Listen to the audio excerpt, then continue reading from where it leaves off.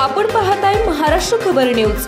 या बातमीचे प्रायोजक आहेत Shri Ganesh jewellers and Saraf production Pune.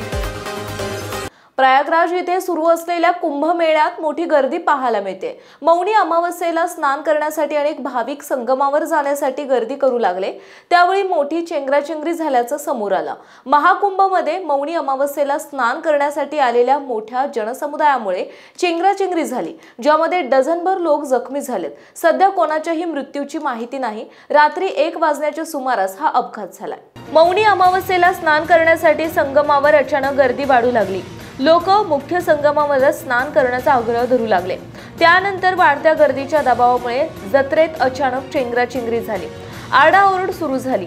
ते दृश्य खूपच भयावह होते। नंतर कसं तरी प्रशासनाचे पथक घटनास्थळी पोहोचलं, ज्यांनी परिस्थिती नियंत्रणात आणण्याचा प्रयत्न केला। डझनभर रुग्णवाहिकांच्या मदतीने जखमींना रुग्णालयात नेण्यात आलं। अपघाताची जागा तातडीने रिकामी करण्यात आली, जेथे भाविकांच्या चप्पल आणि सामान विखुरलेले आहे। पोलिसांनी तात्काळ जखमी भाविकांना सुरक्षित जागी पोहोचवलं आणि त्यांना रुग्णालयात दाखल करण्यात आलं। मिळालेल्या माहितीनुसार चेंगराचेंगरीनंतर प्रशासनाने महाकुंभाच्या व्यवस्थेत बदल केले। महाकुंभात क्राउड डायव्हर्जन योजना राबवण्यात आली आहे। जत्रा परिसरात भाविकांना प्रवेश बंद करण्यात आला। त्यांची गर्दी शहराबाहेरच थांबवण्यात आली। त्यामुळे आता प्रशासन देखील अधिक सतर्क झाल्याचं पाहायला मिळतंय। आपण पाहताय महाराष्ट्र खबर न्यूज।